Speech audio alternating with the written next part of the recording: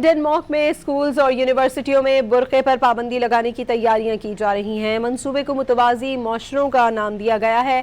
Denmark के वज़ीर आज़म की तरफ से बुर्का पर पाबंदी को स्कूलों और यूनिवर्सिटियों तक तौसी देने के इक़दाम के बावजूद नाक़दीन का कहना है कि क्लास रूम्स में चेहरे को ढांपने का इस्तेमाल आम नहीं।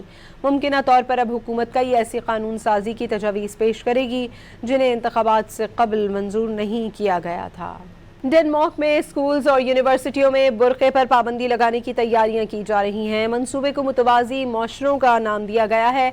डेनमार्क के वज़ीर आज़म की तरफ से बुर्का पर पाबंदी को स्कूलों और यूनिवर्सिटियों तक तौसी देने के इक़दाम के बावजूद नाक़दीन का कहना है कि क्लास रूम्स में चेहरे को ढांपने का इस्तेमाल आम नहीं।